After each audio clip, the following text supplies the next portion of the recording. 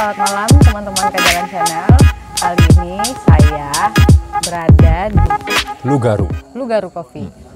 Di kunjungan saya kali ini saya akan berbincang-bincang dengan seorang seniman budayawan Yogyakarta, yaitu Pak Bambang Paningrat. Siska. Apa kabar Pak? Baik, sehat. Sehat? Alhamdulillah. Kesibukannya apa nih sekarang nih? Nggak ngapa-ngapain, nganggur. Ya po. Tapi kan aku lihat kalau dibuka nih di Google Bambang Paningrat. Nah, itu banyak banget tuh. Banyak banget tuh catatan-catatannya. Sebenarnya Bapak itu awalnya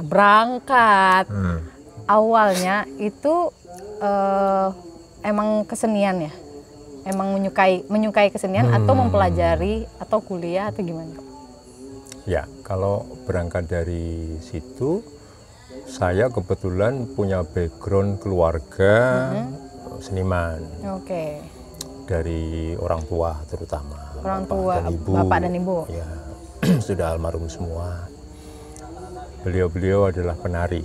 Oke. Ya, tetapi memang saya justru tidak begitu menekuni tari. Cuma saya punya basic memang karena sudah sejak SD sampai SMP kalau nggak salah saya masih ikutlah terlibat di latihan tari klasik. Wow. Di dalam Pujo Kusuman gitu. Tapi nggak menyukai waktu itu? Bukannya tidak menyukai. Saya baru sadar ketika mulai SMA atau ketika sudah masuk perguruan tinggi. Saya suka belajar dan suka lebih banyak ingin tahu dan mempraktekkan, tapi tidak dalam konteks profesi. Oke. Jadi saya belajar banyak hal memang, bukan hanya tari. Saya masuk di teater, kemudian saya belajar melukis, saya belajar buat film, saya main film. Semuanya ya? Gitu. Konteksnya belajar. Siap. Perkara kemudian soal saya terjerumus agak dalam itu soal lain. Itu soal lain. Tapi memang kemudian saya lebih menyukai proses belajarnya. Jadi apapun yang berkaitan dengan seni, saya pengen tahu dan ingin terlibat di dalamnya. Terlibat meskipun tidak selalu sangat dalam. Paling tidak tahu. Okay. Bahkan produk-produk atau karya-karya milenial sekarang pun ada yang namanya IR atau augmented reality, kemudian ada VR, virtual reality. Saya tahu semuanya. Prosesnya. Ada produk-produk digital yang meskipun itu high tech ya. Saya juga pengen tahu meskipun tidak kemudian sampai pada praktek pembuatannya. Tapi paling tidak karya-karya seni dari zaman ke zaman itu saya ngikutin. Oke. Nah, itu di zaman kapan itu Pak? Waktu Bapak ditawarkan oleh kedua orang tua untuk ikut? Itu dipaksa atau disuruh datang aja lihat dulu atau gimana? Enggak, itu lebih kepada apa ya? Darah itu kan nggak bisa bohong. Iya. Genetik itu udah nggak bisa ditipu. Turun dari kedua orang tua ya? Sudah, akhirnya karena tiap hari yang dilihat itu, saya dari sebelum sekolah udah banyak lihat pertunjukan. Festival tertua di Jogja itu tahun 70-an, saya udah sering nonton. Wah. Itu Festival Sendratari namanya. Kebetulan ayah saya terlibat di dalam menginisiasi festival itu. Oke. Sehingga saya sering sekali saya nonton pertunjukan-pertunjukan, kemudian ujian-ujian seni pertunjukan dari Akademi Seni Tari dulu, kemudian menjadi isi, saya sering nonton. Sempat juga sih bantu TA. Zaman dulu saya nari, tapi jangan klasik kontemporer, oke.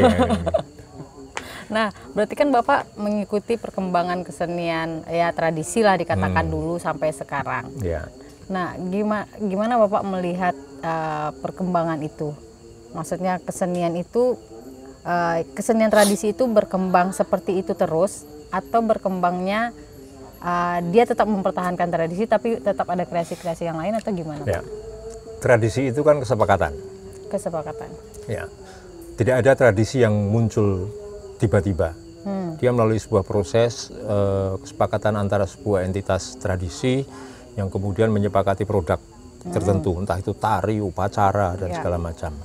Nah, ketika zaman berganti, zaman beralih, bisa jadi kesepakatannya berubah. Oke. Dan maka dari itu tradisi bisa saja berubah. Ya, muncullah kemudian tradisi-tradisi baru. Ya, pada periode tertentu mungkin dia belum bisa disebut sebagai tradisi. Tapi kemudian ketika diulang terus-menerus, dia akan menjadi sebuah tradisi baru. Nah, sementara tradisi lama mau tidak mau harus menyesuaikan dengan perkembangan zamannya. Nah, itu maka kalau kemudian ada tradisi yang dulu ada dan kemudian sekarang tidak ada atau sudah berubah, ya zaman berubah. Seni itu perjalanan. Kalau seni itu berhenti pada satu titik tertentu, ya itu sudah bukan seni. Bukan seni. Benar. Jadi dia nggak bisa stuck dan tentu nggak harus bisa. Berkembang terus ya, ya Pak ya. Pasti. Mau nggak mau kita juga harus menerima keadaan itu. Ya, dari tidak ada menjadi ada, kemudian menjadi tidak ada lagi, muncul ada dan sesuatu yang baru. Meskipun irisannya bisa jadi tipis atau berubah sama sekali, itu hal yang biasa kalau menurut saya. Hal apa yang dulu waktu Bapak, hal yang Bapak rindukan waktu dulu Bapak nonton pertunjukan? Ya kalau sekarang jelas pandemi gitu. Tapi beberapa tahun belakangan ini kan tentu Bapak sangat sibuk sekali. Sangat sibuk dengan kegiatan festival-festival dan kegiatan kebudayaan lainnya. Tapi sebelum masuk ke sana, hal apa sih yang Bapak rindukan yang dulunya ada, tapi pengen rasanya mungkin nih ditawarkan di era-era sekarang gitu? Justru bukan hal yang dirindukan, tetapi bahasanya anak-anak indie kayak hal yang dirindukan. Karena bagi saya masa lalu is the past. Masa lalu itu masa lalu. Siap. Dan masa kini itu sesuatu hal yang harus direspon dan dihadapi. Nah, masa lalu menjadi bekal yang bagus untuk bagaimana membangun peradaban masa depan. Nah, proses ini yang saya sangat rindu sebenarnya. Karena bahasanya pakai rindu, jadi kemudian saya pakai lah. Jadi proses yang mau tidak mau dilalui ini paling tidak kita bisa ikuti sehingga kita tahu kenapa si ini menjadi begitu, karya ini menjadi begini. Wayang misalnya, wayang kulit Porwa itu zaman dulu ada istilah pakem, tari juga begitu, ada istilah pakem. Seakan-akan tidak boleh diubah sama sekali atau bahkan kurang sedikit pun. Ternyata zaman sudah menuntut untuk karya-karya semacam itu berubah. Kalau tidak mau ditinggalkan penontonnya. Oh ya. Jadi misalnya pokoknya wayangan itu harus strukturnya begini, kemudian isinya begini. Harus berhari-hari. Ya, kemudian sekian jam, pada jam segini namanya ini, pada jam segini namanya. Ada strukturnya, pembagiannya. Sekarang orang sudah bikin dengan program-program karya-karya yang pendek. Ya. Nah, ini nggak bisa ditolak dan atau istilahnya kemudian merusak pakem. Nggak bisa, karena setiap generasi punya hak untuk menawarkan hal itu atau untuk mempertahankan berkarya. Merespon pada hal-hal yang pernah ada. Karena generasi yang dulu pun saya tidak yakin seperti pertunjukan-pertunjukan klasik atau pertunjukan-pertunjukan tradisi yang sampai sekarang masih dianggap sebagai orisinal dan segala macam. Saya tidak yakin itu orisinal dari awalnya. Ya. Pasti ada banyak perubahan di sana, baik itu musik, kostum, gerak dan segala macam. Distorsinya pasti kelihatan dan itu bisa dibuktikan. Misalnya kita sudah tidak lagi, dan itu hampir semua entitas tradisional di berbagai suku bangsa. Dari foto-foto kita bisa melihat, kita bisa banyak belajar. Bisa ketahuan ya Pak ya? Bisa. kostum kan ada kelihatan. Dulu pakai ini, sekarang nggak lagi. Benar-benar. Ya, kemudian kalau kostum lebih ketara. Ya, dulu bedoyo itu ditarikan 4 jam, sekarang 1 jam aja udah nggak kuat. Terus kenapa? Ya karena tuntutannya sudah nggak mungkin ditarikan dengan durasi segitu lama.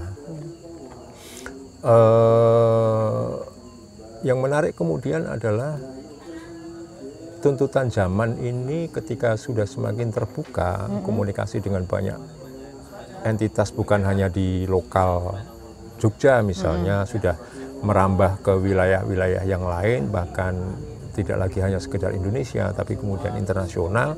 Nah ini responnya juga beda. Bagaimana kita bisa berkomunikasi lebih luas lagi. Bisa berkomunikasi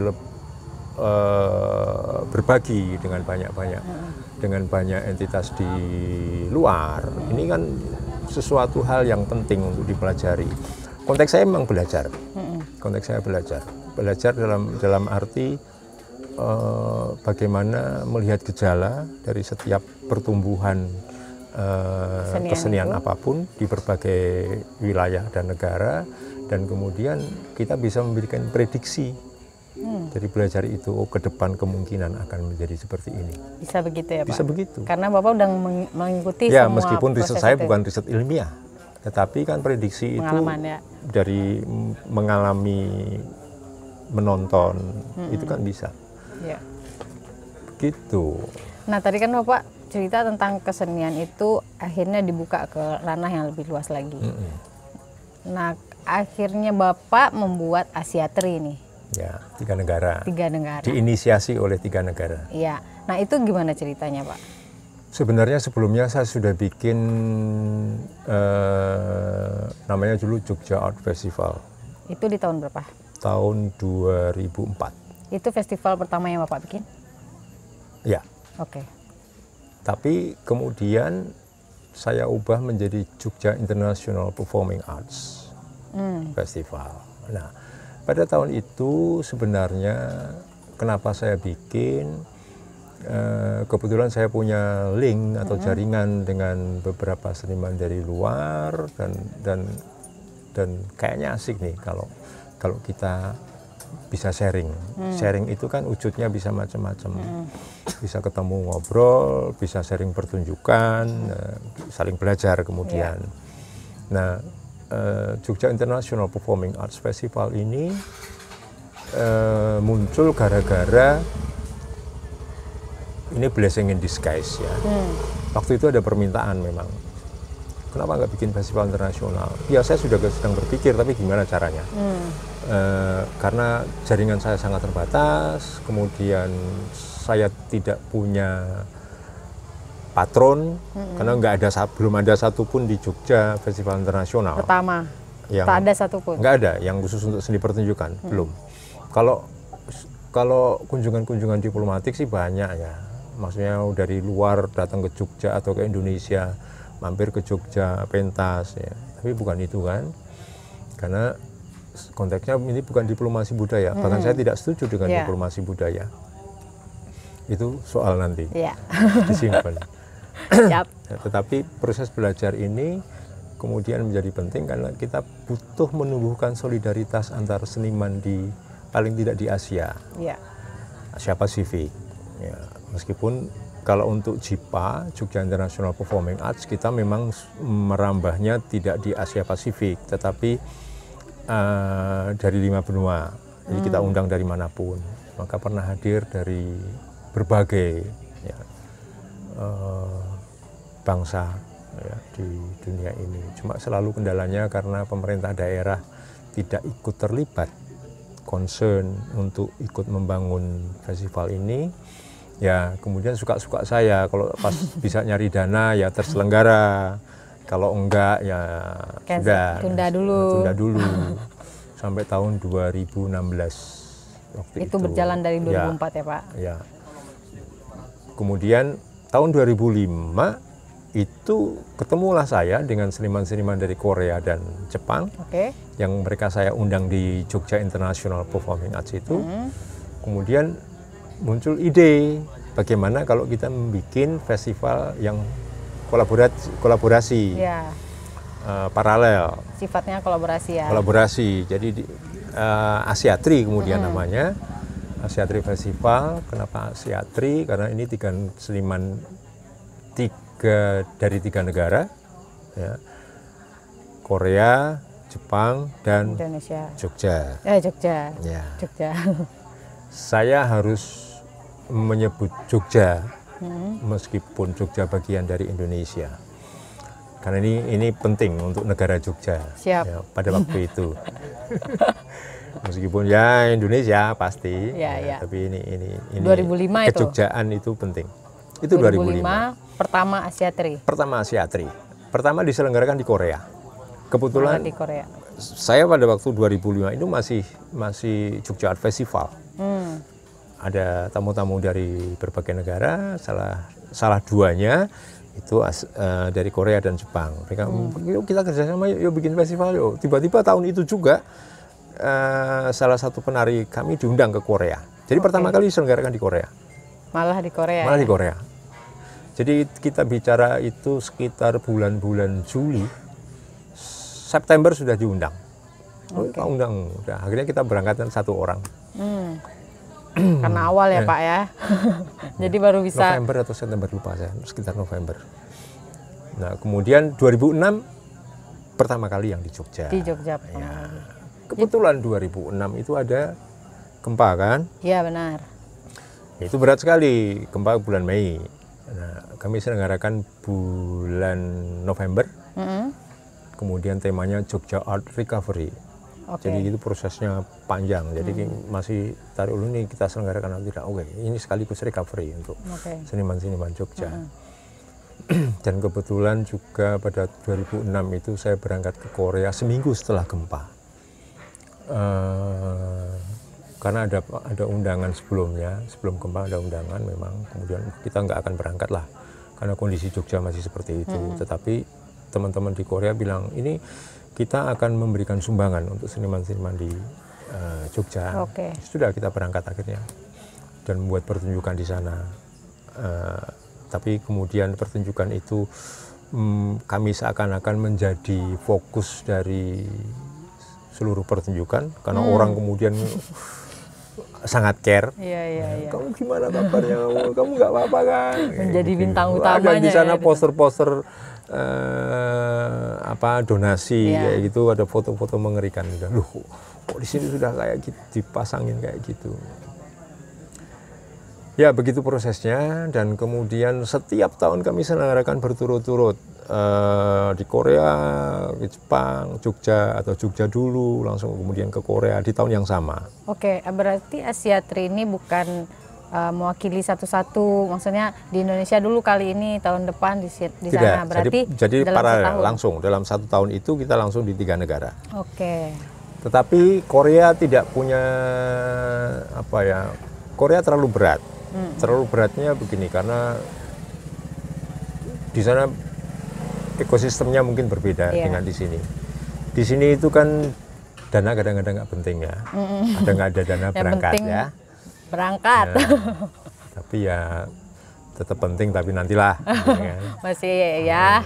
Kita nggak ada dana, pokoknya gimana caranya tetap jalan. Dan itu berlangsung sampai sekarang ini. Maksudnya tahun terakhir 2020 kemarin ketika pandemi kita memang sama sekali nggak bisa ngapa-ngapain karena dan hanya bisa menyapa melalui daring. Dan itu dari Jepang memutar seluruh pertunjukan dari kemudian sengaja yang Jogja nggak bikin karena sama saja kan ngapain. Dan highlight dari Asiatri Festival ini sebenarnya adalah pertemuan. Ketemu gitu loh. Ketemu, kalau nggak ketemu ngapain? Kalau cuma video call kayak gitu, video call kayak gitu kan nggak menarik. Jadi ya sudahlah. Sampai tahun ini kita masih concern dengan schedule karena kita berencana tetap menyelenggarakan. Minggu kemarin saya sudah ditelepon dari Jepang untuk bisa hadir di sana. Tetapi ya itu ada syarat-syaratnya yang ini harus begini, harus begitu, harus begini. Terus gimana? Jepang masih tutupan karena kayak Indonesia gitu. masih belum diterima di Jepang ya, maksudnya. Kondisinya hampir sama sebenarnya. Karena Jepang juga mengalami kenaikan. Tetapi kebijakannya bisa jadi beda. Sehingga gimana saya bisa berangkat, pemerintahmu masih tutupan kayak gitu. Oh nanti kita kasih undangan dari pemerintah. Aman. Oke deh. Yang di sini saya belum tahu.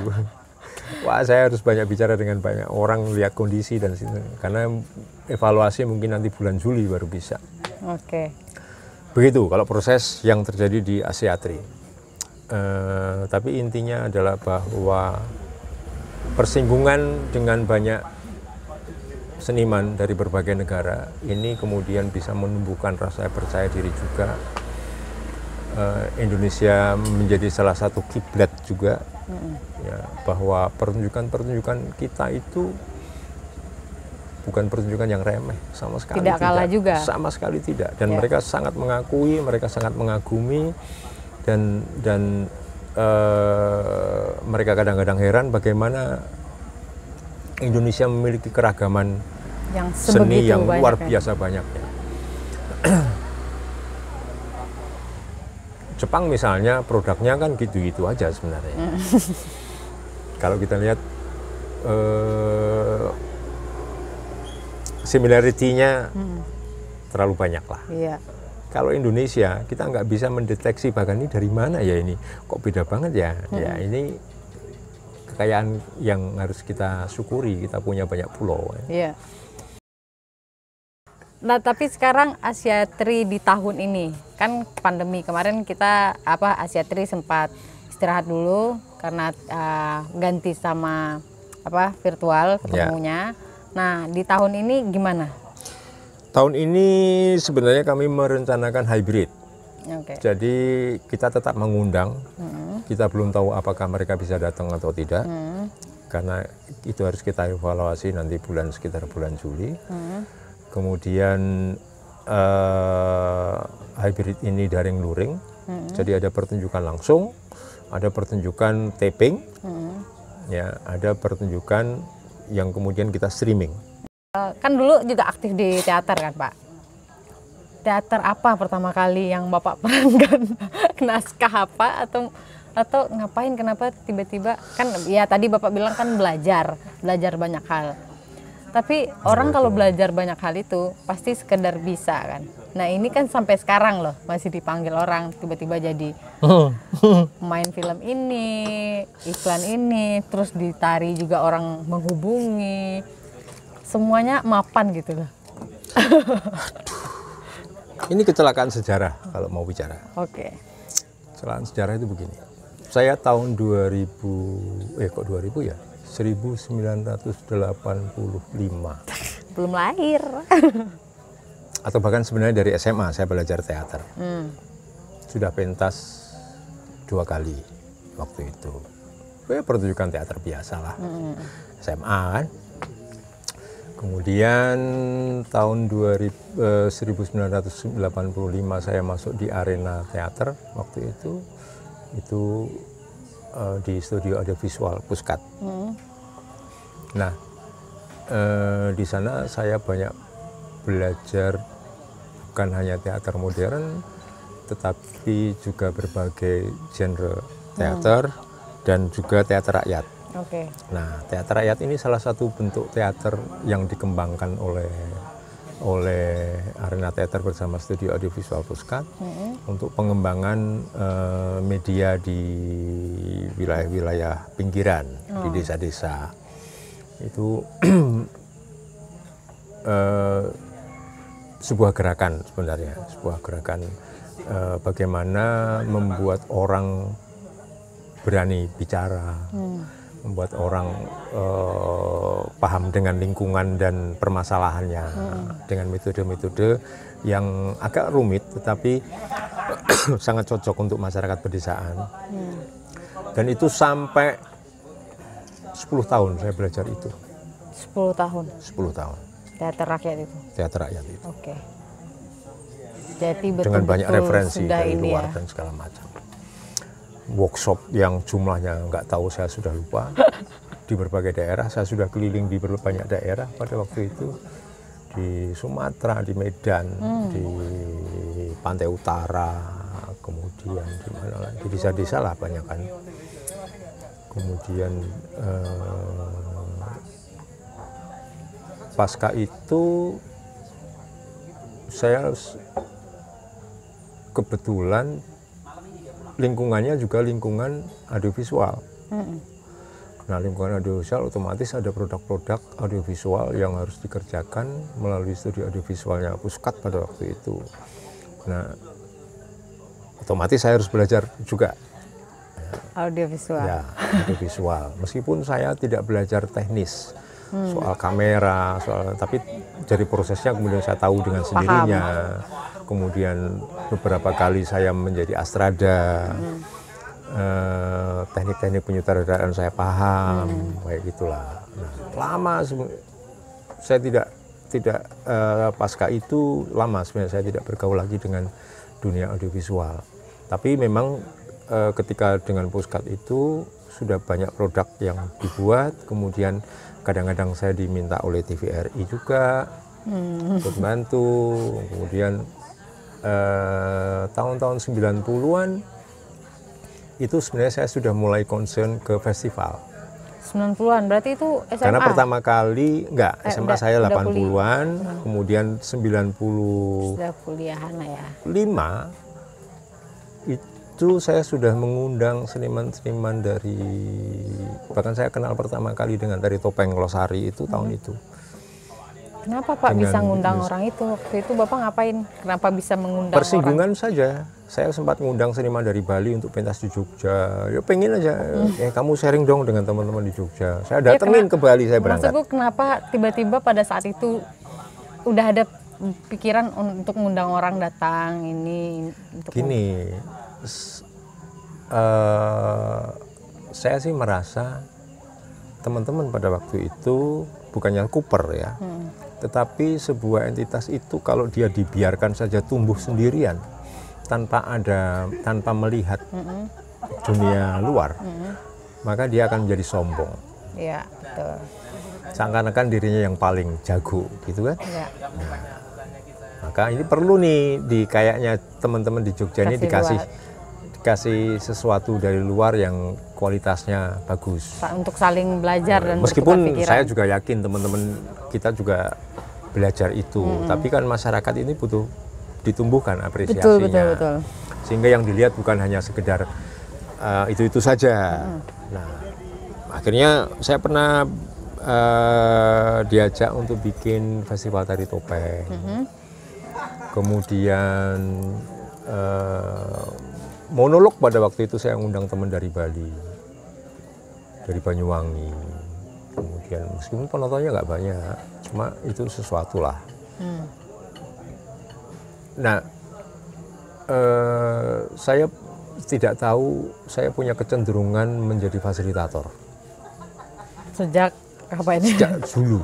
Sejak dulu. Saya nggak pengen tampil sama sekali. Tapi sering dipanggil untuk tampil terus. Ya, kalau jadi pembicara kayak gitu itu lain. Tapi maksudnya tampil saya perform, enggak. Oke. Enggak.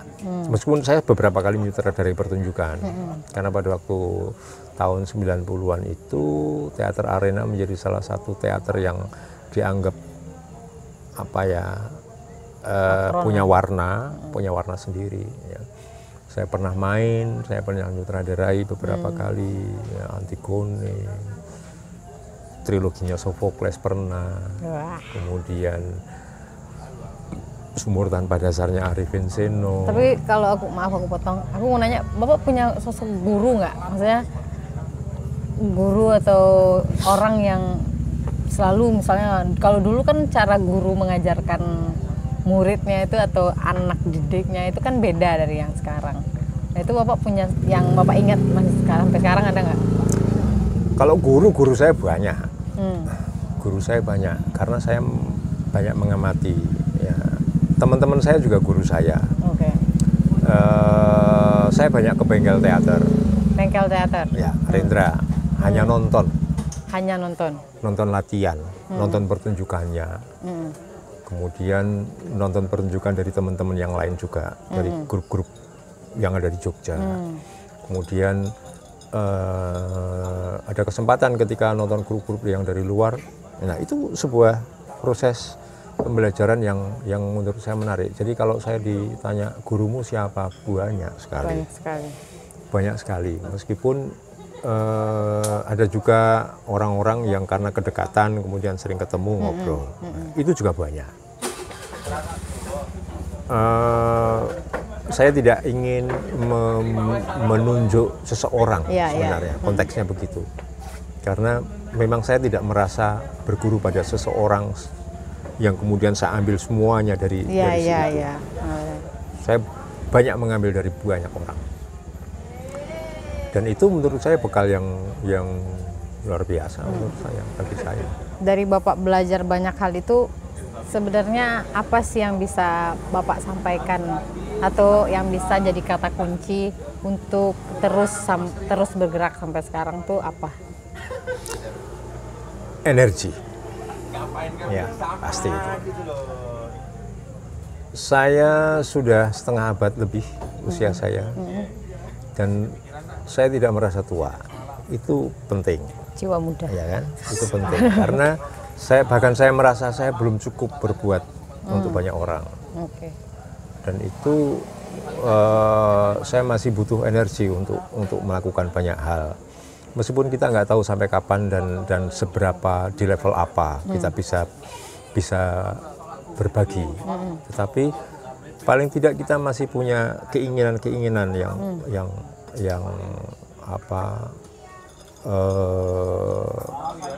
harus diraih. Banyak orang ngomong, wah kamu sudah melakukan banyak hal. Enggak. Pasti sering kan ada yang bilang ini. Betul. Kok niatmu terlalu heroik, ada yang bilang. Enggak juga ya. Menurutku biasa banget gitu loh. Aku itu belum ngapa-ngapain nih, ya kan. Saya punya, bahkan orang menganggap saya guru, gitu kan. Ya saya kadang-kadang juga ketemu dengan banyak anak-anak muda yang ingin belajar. Belajarnya ya prosesnya kan kayak gini nih, ngobrol, bagaimana proses sebuah produksi dibuat. Ini kan soal berbagi pengalaman nih. Benar. Saya punya pengalaman begini. Anak-anak sekarang proses yang dilakukan begini. Nah, cobalah memakai pengalaman orang-orang zaman dulu. Bisa jadi efeknya lain. Ada yang punya pengalaman akademis. Bagaimana proses akademis itu sebuah produksi itu dilakukan. Nah, cobalah memakai proses-proses alami yang dilakukan oleh seniman-seniman di luar. Bisa jadi kolaborasi pengetahuan itu akan menumbuhkan dan memberikan sesuatu yang lain. Tapi Bapak sebagai orang tuanya anak-anak yang datang misalnya, pernah nggak anak-anak itu yang bilang, Bapak, penilaian Bapak salah, maksudnya ngajak berdebat gitu? Kalau ada yang mau ngajak berdebat saya seneng, cuma sayangnya enggak ada. Balangke. Iya, makasih. Iya benar. Dulu anak-anak sekarang. Katanya. Debatnya mungkin bukan penyangkalan, tetapi lebih bagaimana memberikan perspektif yang berbeda. Karena setiap anak punya pengalaman masing-masing, ya. Dan anak-anak saya yang banyak sekali itu, menurut saya memang melalui proses yang berbeda-beda. Karena sebuah karya seni itu tidak hanya sekedar tumbuh melalui proses yang kebetulan mereka adalah seorang mahasiswa yang ditempa di perguruan tinggi, tetapi keluarga pun memiliki andil yang besar untuk menumbuhkan seseorang menjadi seniman dengan karya-karyanya. Itu nggak bisa dipungkiri. Ada anak yang karyanya sangat steril, indah dan seterusnya. Oh ya, karena dia tumbuhnya seperti itu. Kita nggak bisa menginterupsi dan mendorong untuk lebih dari itu atau keluar dari itu. Nah, saya punya kecenderungan lebih moderat untuk hal seperti itu. Tidak kemudian memaksakan harus begini begitu. Ya karena memang setiap orang punya bekal masing-masing. Nah terakhir, gimana Bapak menjaga yang tadi Bapak bilang itu, energi tadi itu? Kan nggak gampang ya, anak-anak muda aja sekarang suka kehilangan energi itu loh untuk terus bergerak. Jangankan untuk orang banyak, untuk dia tumbuh berdiri tegak aja masih, ya Pak, energinya masih nggak ketemu. Energi itu sebenarnya tumbuh kalau ada kesadaran akan waktu. Oke. Waktu ini terus berjalan, bergulir. Nah, kalau kita sadar benar bahwa begitu cepatnya waktu ini berlalu, berjalan dan berputar, dan kita akan kehilangan momentum-momentum atau momen-momen penting di dalam kehidupan kita. Untuk seniman-seniman pertunjukan misalnya, golden era atau zaman keemasannya ya. Seseorang itu kan punya golden time-nya. Iya, ya benar. Momentumnya. Kalau itu tidak dimanfaatkan, kamu akan hilang. Benar. Dan usiamu itu bisa dilihat.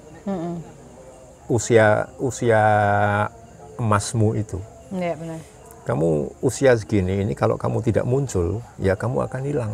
Karena apa? Karena masyarakat bertumbuh, anak-anak muda baru akan muncul. Ya, dan terus-menerus itu akan terjadi.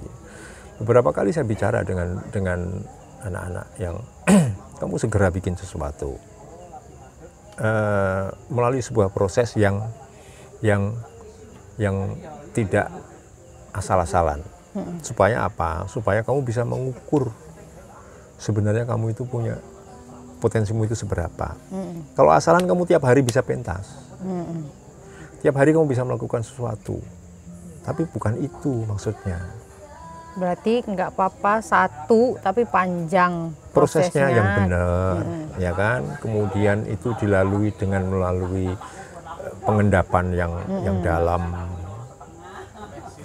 supaya apa. Dan kalau sekarang kan anak-anak sangat pinter nih jualan. Ya, benar. Jualan tidak selalu monetizing, tetapi jualan dalam arti bagaimana promote dan nge-branding dirinya, menjual dirinya itu kan lebih pinter. Benar. Nah, sehingga karya itu memiliki makna yang lebih dibandingin hanya hari ini pentas, besok pentas apa lagi, besoknya pentas. Tapi itu energi yang kebuang banyak itu, benar. Capek itu.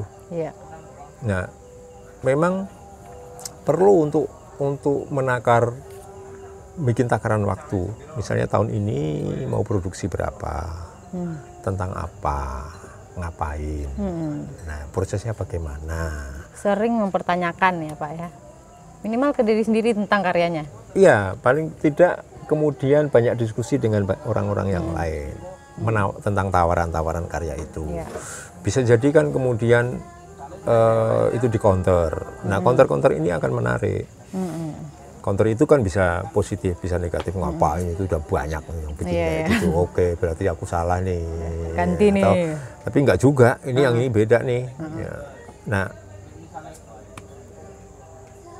keberadaan seniman itu atau eksistensi seniman itu kan bagaimana dia menorehkan jejak atau menancapkan jejak pada zamannya. Benar. Sehingga kayak kalau itu tidak penting, ngapain jadi seniman? Iya. Ya. Seniman itu menjadi abadi karena karya-karyanya. Ya kan? Sip. Bukan usia jelas tidak mungkin abadi, tapi karya-karyanya ini yang akan terus diingat. Nah, kalau karyanya asal-asalan, ya bagaimana orang bisa mengingat? Sudah tidak lagi kalau sekarang orang bisa nyimpen dengan di harddisk, YouTube. Oh ya, data-data yang ini ya. Nah, bukan itu. Sekarang kita kalau ngomong soal YouTube, persaingan di YouTube sudah luar biasa juga. Jutaan, udah nggak karu-karuan. Dari karya yang entah sampai itu semua ada di situ. Tapi paling tidak ketika kita punya sesuatu yang jejaknya kelihatan, itu jejak itu bisa macam-macam. Ya, bisa di media digital, bisa di media tulis, bisa di media yang lain-lain. Orang akan ingat, dulu pernah ada seorang perempuan namanya Siska datang dari Padang. Selesai. Oke, terakhir 5 tahun ke depan Bambang Paningron akan Aduh, saya belum punya rencana panjang. 5 tahun ini kan jangka panjang kalau menurut saya. Di usia saya ya. Oh? Di usia saya. Ini lumayan panjang nih, 5 tahun. Pertama, saya masih akan menjalankan rutinitas yang sekarang ini terjadi. Kadang-kadang masih ada keinginan untuk membuat sesuatu yang baru, ya, meskipun belum tahu wujudnya seperti apa. Kemudian pengen kolaborasi dengan seseorang entah dari mana. Nah, kayak gitulah. Jadi pengennya banyak tapi belum tahu. Belum. Tapi paling tidak sudah punya garis besarnya. Pengen nulis, tapi saya ini kan tidak punya kemampuan untuk menulis. Energi saya nggak cukup untuk menulis. Saya sangat mengagumi orang-orang yang bisa menulis. Ya, saya sudah menulis. Saya kalau cuma bikin caption pendek, saya anggap saya bisa lah. Ya, tapi kalau menulis sampai kemudian menjadi buku, aduh, berat banget menurut saya. Itu energinya harus itu ini lagi luar ya. biasa. Dan itu harus orang-orang yang memang punya passion di situ. Saya sudah mencoba, nggak kuat, tidak Benar. kuat. Tidak cukup kuat. Saya curhat, bener. Langsung colek. Nah, pesan terakhir Pak, atau quote apa yang tiap pagi kalau Bapak merasakan sesuatu nggak enak apa gitu, nggak enak badan atau mood atau apa hal rutin yang selalu Bapak kerjakan untuk membangkitkan energi itu tadi? Atau quote, kata apa yang sering Bapak gunakan untuk mengingat diri atau mengingatkan anak-anak? Aduh, lihat kamera. Apa ya? Saya itu kan hidupnya kan mengalir. Jadi kalau ngomong soal preparasi, menyiapkan sesuatu untuk hari ini, mau bikin jadwal segala macam, itu tidak pernah saya lakukan. Sama sekali. Sama sekali. Meskipun kalau malam itu besok mau gini. Tapi itu kan keinginan umum semua orang, besok mau gini. Tetapi karena mengalir itu tadi, maka apa yang di depan mata itu yang kita ambil. Kita ambil. Meskipun secara profesional, karena saya punya kehidupan yang lain lagi, ya itu harus tetap ya. Yang harus on schedule, kemudian urusan-urusan rapat-rapat, urusan-urusan harus menyelesaikan kewajiban, kayak gitu tetap. Karena dimensi yang lain itu kan banyak yang menarik, banyak yang menyebalkan, kayak gitu kan. Karena terlanjur punya tanggung jawab bukan pada profesi, tetapi ini sebuah akibat dari belajar yang sekian lama tadi, kemudian kadang-kadang ditarik ke sana kemari gitu kan. Yang mau kebetulan nggak bisa menolak, ya sudah terlanjur masuk dah di wilayah itu. Yang mau tidak mau kita harus bertanggung jawab, ikut di dalamnya. Nah, hal itu kadang-kadang membuat kita tidak bisa memikirkan diri kita sendiri. Jadi kejebak pada hal-hal yang sifatnya belum sampai pada rutinitas, tetapi pada hal-hal yang menjemukan sebenarnya, jenuh. Tapi karena prinsip saya mengalir, ya sudah, nggak masalah lah. Berarti kalau capek istirahat, gitu kan. Besok kayaknya nggak bisa apa-apa ini, udah istirahat. Nggak paksain juga. Nah, hidup itu kan tidak harus dipaksakan, harus begini, harus begitu. Hidup itu kan harus dinikmati. Kalau cara menikmati hidup itu dengan menyiksa tubuh, menyiksa pikiran, ya bagaimana cara menikmatinya? Syukur kalau misalnya bisa kejangkau, misalnya nggak bisa, ya nggak apa-apa. Itulah yang menikmati sesungguhnya. Iya, kalau misalnya kita punya keinginan nggak kesampaian, bisa di-deliver ke teman-teman atau anak-anak yang lain. Bikin dong kayak gini. Beberapa kali sebenarnya saya mendorong anak-anak untuk bikin dong kayak gini. Saya mengawali dulu, tak diemin. Oh, nggak jalan. Ternyata mereka masih tetap butuh orang tua yang ada di depan. Gitu kan. Iya, benar. Tapi nggak bisa saya kemudian harus berperan terus di situ. Nggak mungkin. Usiaku juga terbatas nantinya. zaman itu akan punya tantangannya sendiri, udah selesai. Dan Zamannya orang-orang tua, maestro-maestro zaman dulu itu juga tidak akan pernah menyelesaikan masalah. Masalah hanya pada saat eranya saja. Sekarang sudah ada begini, begitu, muncul masalah baru lagi. Jadi itu hidup. Siap. Asik ya? Sik. Terima kasih ya Pak. Sama-sama. Terima kasih ya undangannya ya. Begitu dulu obrolan saya malam ini dengan Pak Bambang Paningron. Jika kalian suka, jangan lupa like, comment, share, dan subscribe-nya. Subscribe itu gratis, jadi tolong di subscribe. Dadah.